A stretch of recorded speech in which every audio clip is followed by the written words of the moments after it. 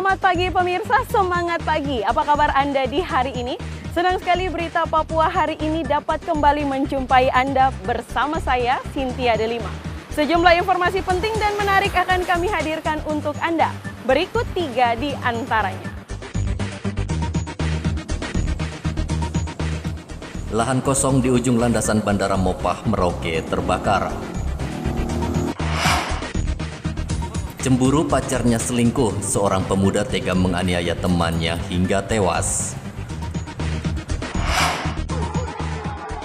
Tuntut manajemen buka akses ke kota Timika, ratusan karyawan kembali blokade jalan di Mil 72.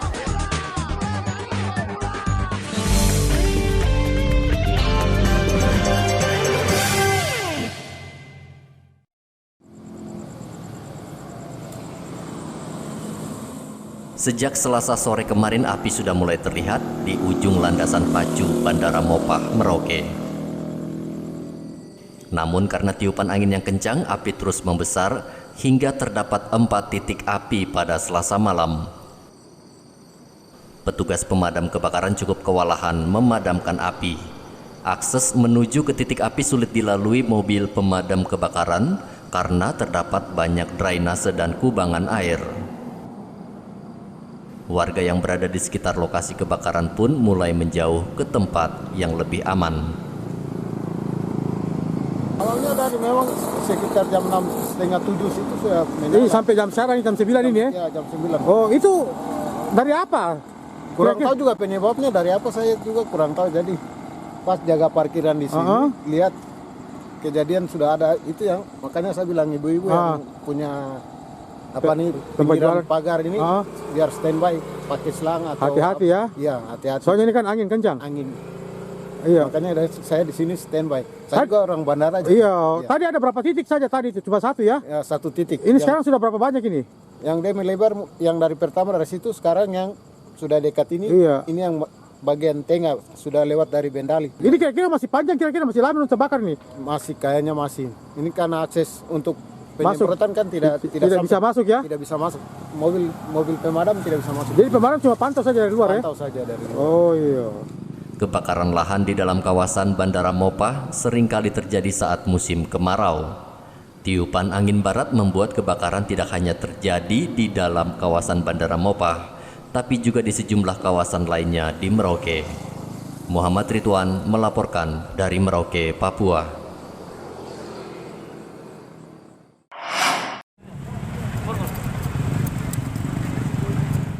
Hanya karena cemburu, seorang pemuda di Merauke tega menganiaya rekannya hingga tewas. Polisi menangkap Justinus di depan toko saudara Jalan Mandala, Merauke. Tersangka ditangkap karena menganiaya rekannya Dewa di Jalan Aru 21 Agustus lalu.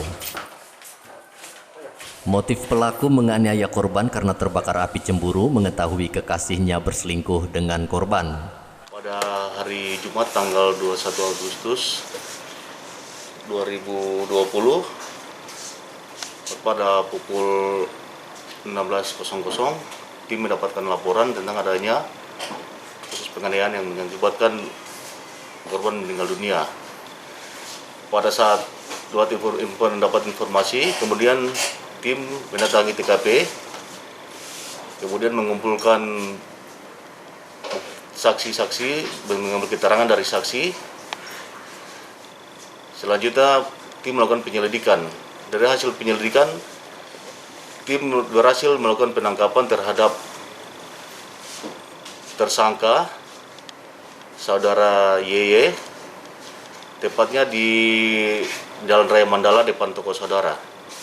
Dan pada saat melakukan penangkapan, saudara YY tidak melakukan perlawanan, sehingga tim dapat mengambil saudara YY dan membawa ke Polres Merauke guna diamankan. Justinus dijerat dengan pasal berlapis, yaitu pasal 338 KUHP subsider 351 ayat 3 KUHP dengan ancaman maksimal 20 tahun penjara. Muhammad Ridwan melaporkan dari Merauke, Papua.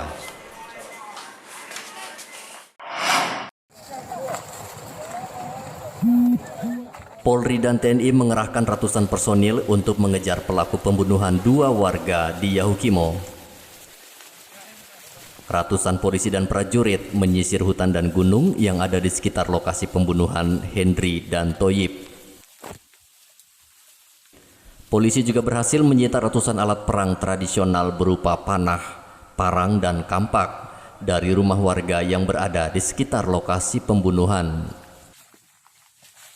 Kapolda Papua Irjen Paulus Waterpau mengatakan pelaku pembunuhan staf KPU dan tukang mebel di Yahukimo adalah orang yang sama. Pelaku merupakan mantan prajurit TNI dan sudah dipecat sejak tahun 2018.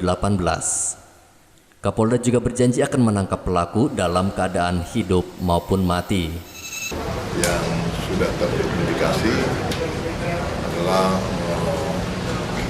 seseorang yang memang sudah mengungkap perasaan sakit hatinya. Kenapa dia melakukan itu? Karena dia telah dipecat dari satuannya sebelumnya akibat perbuatannya sendiri.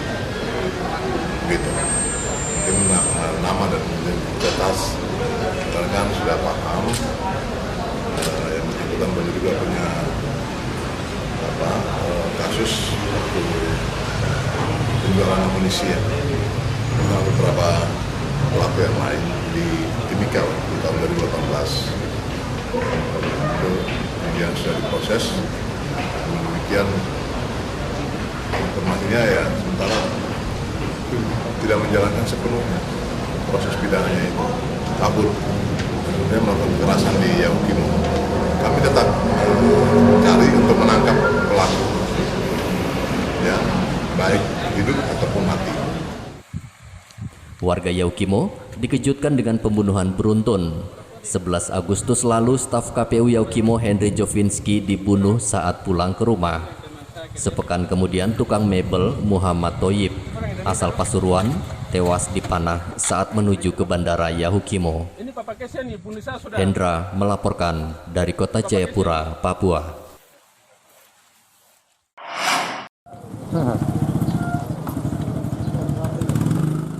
Kepolisian Resort Merauke terus menyelidiki kasus pemalsuan surat bebas COVID-19.